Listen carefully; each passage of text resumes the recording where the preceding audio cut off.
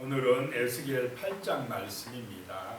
하나님께서 에스겔 선지자에게 환상으로 보여주시는데 예루살렘 성전의 우상 숭배에 대한 모습들을 보여주시고 정말 그들이 얼마나 타락되었는지를 경고하고 있는 말씀입니다. 1절에 보시면요.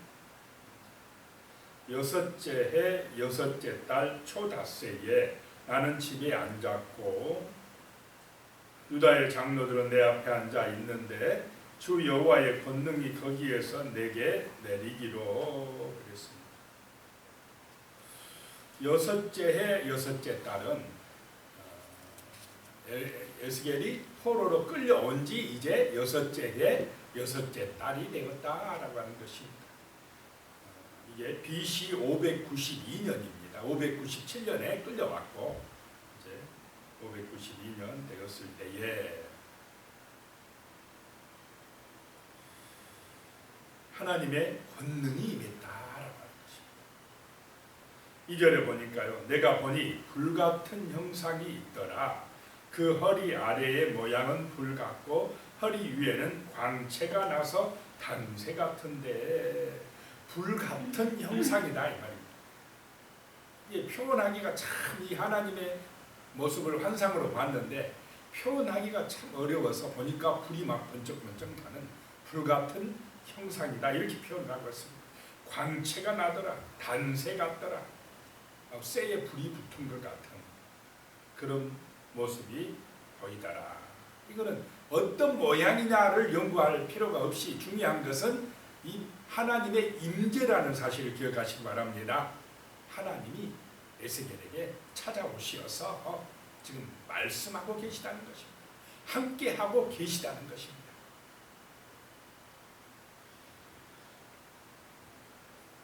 (3절에요) 그가 손 같은 것을 펴서 내 머리털 한 모순을 잡으며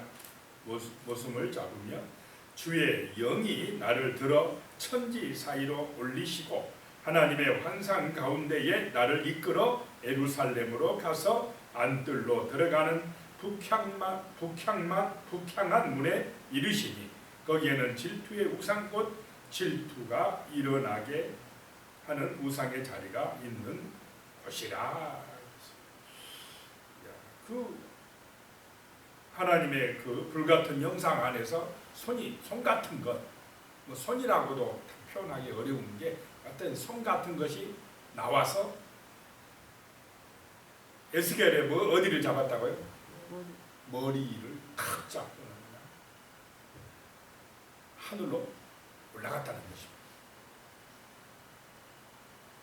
그래가지고 순간적으로 어디로 데리고 가고 있습니까? 바벨론에서 예루살렘으로 데려가고 있습니다. 한 1600km 떨어진 곳에 순간 이동해버리는 거죠. 이게 기도하고 있는데 환상 가운데 그렇게 되었다라고 하는 것입니다.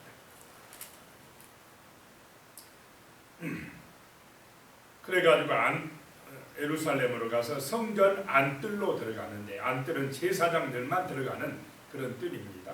들어가고 북향한 문에 이르시니 이 북향한 문을 통해서 왕들이 때로는 들어오고 그랬다고 합니다. 근데 거기에 이제 번제단이 있는 그곳에 갔더니 거기에 질투의 우상이 있더라라고 하는 것입니다. 하나님 앞에 제물을 잡아서 번제단으로 올려드려야 될 그 자리에 우상이 세워져 있다라고 하는 것입니다. 그런데 왜 질투의 우상이라고 하느냐?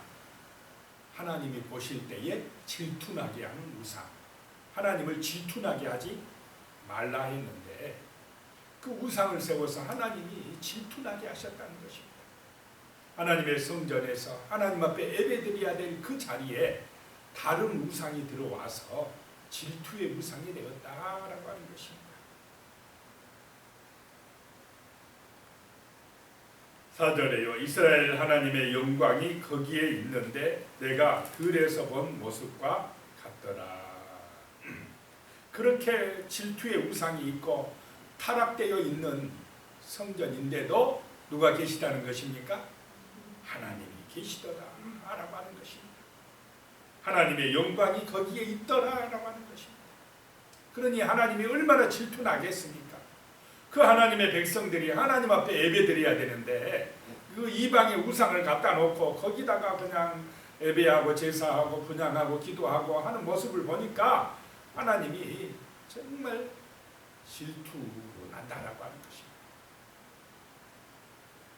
하나님의 백성은, 성도들은 하나님께만 예배하고 하나님을 의지하고 하나님의 은혜와 복을 받아 살아가야 될 줄로 믿습니다.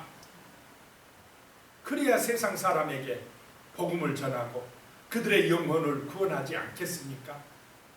그래서 하나님의 사람들은, 성도들은 육신적인 것만 바라보는 사람들이 아니어야 됩니다.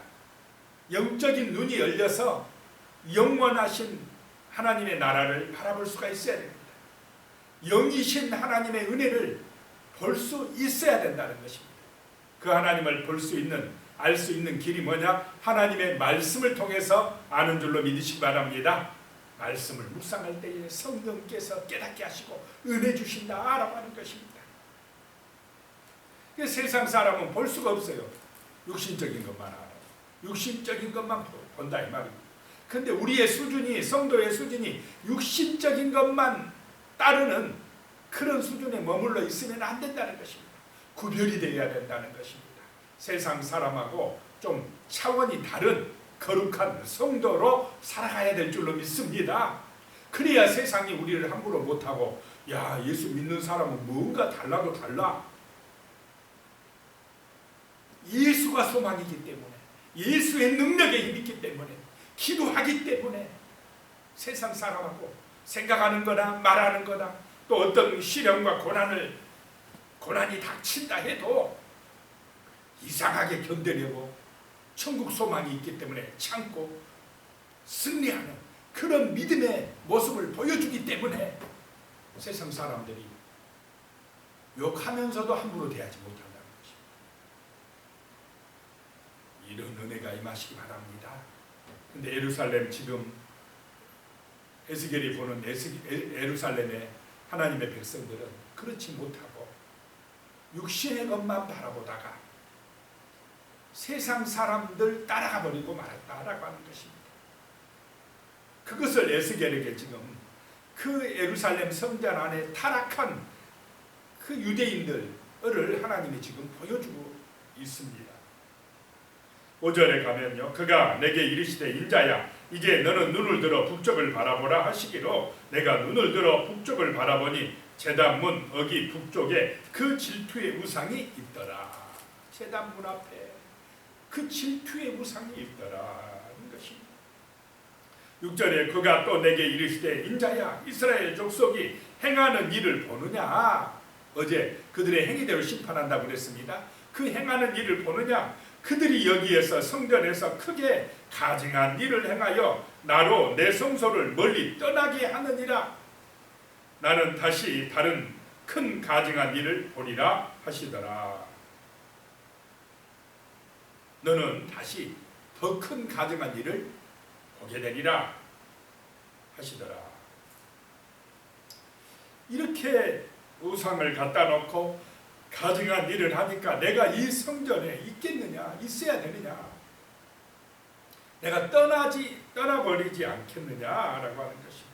7절에 그가 나를 이끌고 뜰문에 이르기로 내가 본즉 담에 구멍이 있더라. 뜰문에 가보니까 담에 구멍이 있는데 8절에 그가 내게 이르시되 인자야 너는 이 담을 헐라 하시기로 내가 그 담을 허니 한 문이 있더라. 9절에요 또 내게 이르시되 들어가서 그들이 거기에서 행하는 가증하고 악한 일을 보라 하시기로. 이제 두 번째 또 가증한 일을 보여주시는 것입니다. 10절에요 내가 들어가 보니 각양 곤충과 가증한 짐승과 이스라엘 족속의 모든 우상을 그 사방 벽에 그렸고 그랬습니다. 여기서 곤충이나 짐승이나 그런 모습들을 그려놓은 것은 애굽의 영향을 받은 것입니다. 애굽에는 이런 짐승들이나 곤충들을 다 신으로 받들었습니다. 파리신, 뭐 이신, 메뚜기신, 뭐 이런 것들이 다 신입니다. 짐승들도 신입니다. 막 그런 거를 예루살렘 성전 벽에다가 그 안에다가 그려놓고 11절에 이스라엘 족속의 장로 중 70명이 그 앞에 섰으며 사반의 아들 야사냐도 그 가운데 섰고 각기 손에 향로를 들었는데 향연이 구름같이 오르더라. 하나님 앞에서 제물 바치고 예배드려야 될 그 제사장들이 지금 뭐 앞에서 경배하고 있습니까? 애굽의 우상 앞에서. 애굽 나라 사람들처럼 우리가 그 애굽의 신들을 의지하면 하나님께서 바벨론 군대에서 우리를 건져줄 거 아니냐, 저 애굽 나라가 우리를 도와줄 거 아니냐, 아마 이렇게 생각을 했던 것 같습니다. 하나님보다 지금 애굽 군대를 의지하려고 했습니다. 세상을 더 의지하려고 했다라고 하는 것입니다. 그래서 세속화되어 가고 있는 것을 보게 됩니다. 12절에요. 또 내게 이르시되 인자야, 이스라엘 족속의 장로들이 각각 그 우상에 방한 어두운 가운데에서 행하는 것을 내가 보았느냐. 그들이 이르기를 여호와께서 우리를 보지 아니하시며 여호와께서 이 땅을 버리셨다 하느니라. 그 어두움 깜깜한 데서 우상을 숭배하고 있으면서 하는 말이 하나님이 우리 도와주지 아니했기 때문이다.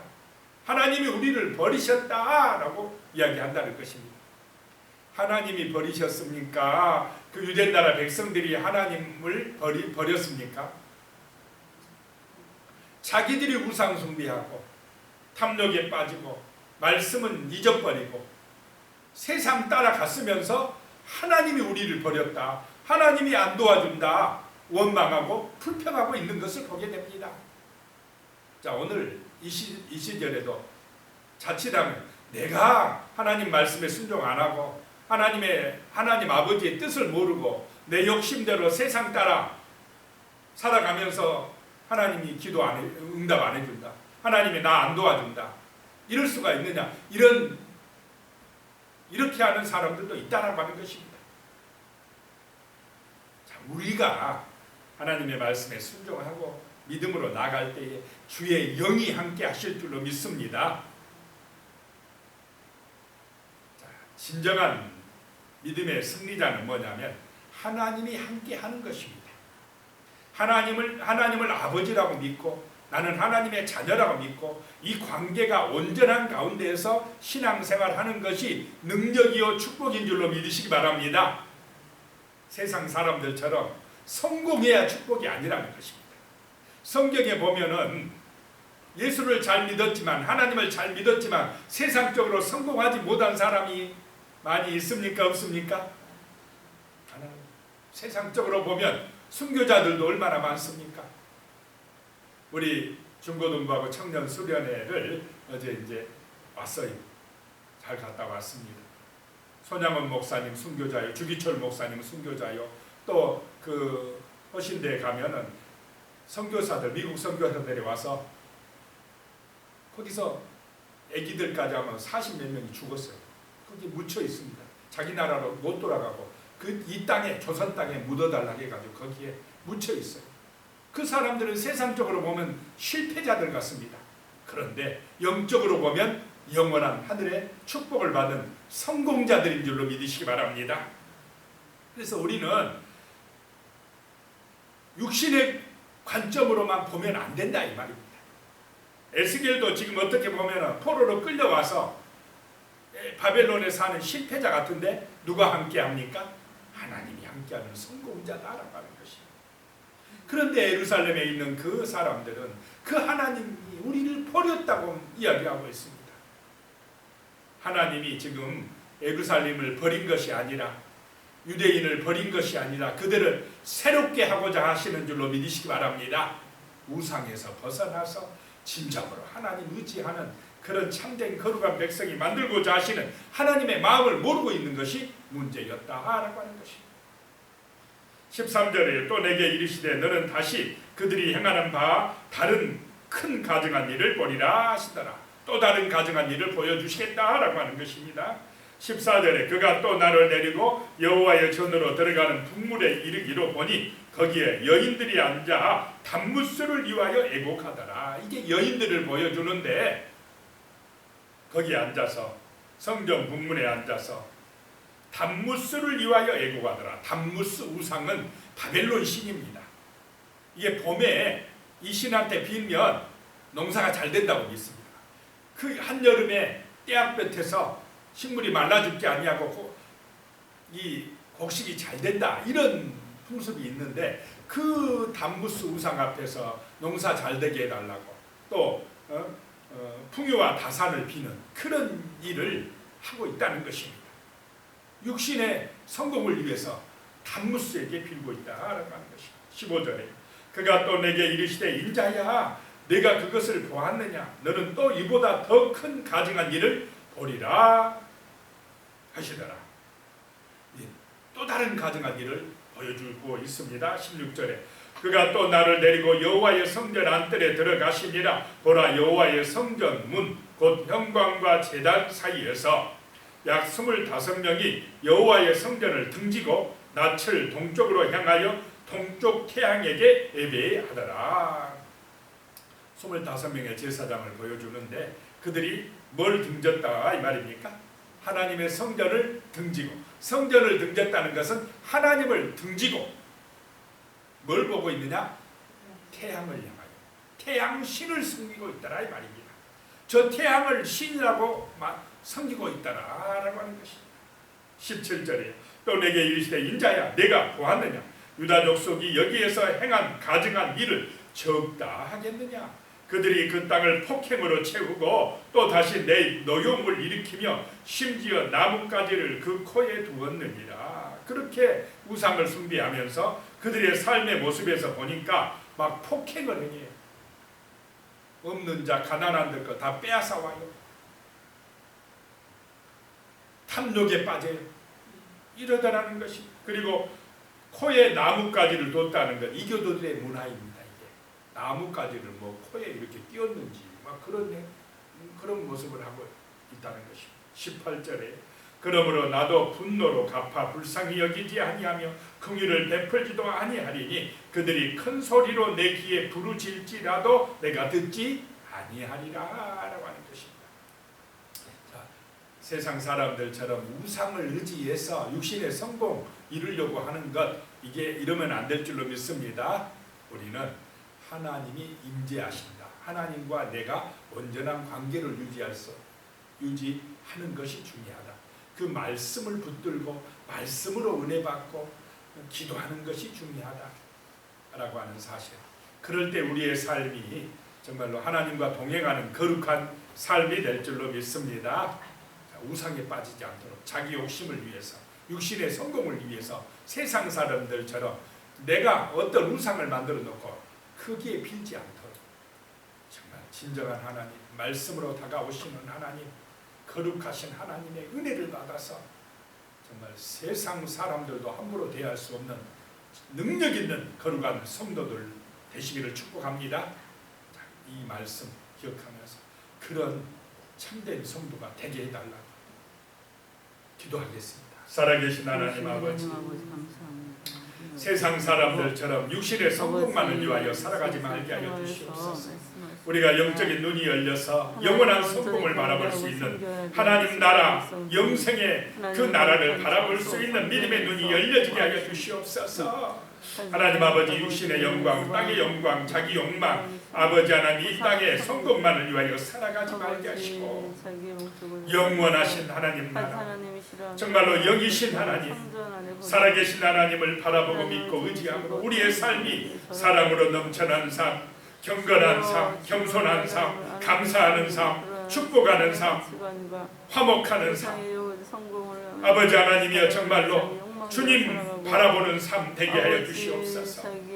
아버지 하나님 많이 가져야 행복하다는 세상 그런 아버지의 가치관에 물들지 말게 하여 주시고 비록 좀 적고 없더라도 하나님의 말씀에 순종하는 삶 살아갈 수 있게 하여 주시고 주 예수와 동행하는 삶이 주 예수가 소망이 되는 삶이 진정으로 가치 있고 행복한 삶이라는 것이 깨달아질 수 있는 그런 성령의 은혜를 받을 수 있도록 도와주시옵소서.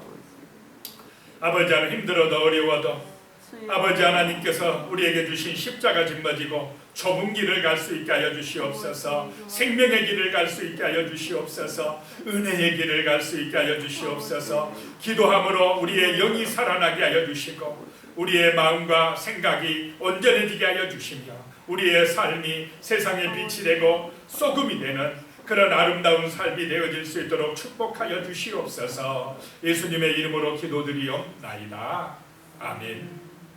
이제는 우리 주 예수 그리스도의 은혜와 하나님 아버지의 무한하신 사랑과 성령님의 교통하시고 함께하시고 도우시는 놀라운 은혜가 참으로 주 예수가 소망이 되며 영원한 하나님의 나라를 영원한 천국을 소망하며 믿음으로 승리하기를 소망하는 우리 성도님들 머리 위에 가족들과 자손들과 하시는 모든 일들 이외에 영원히 함께하시기를 축원하옵나이다. 아멘.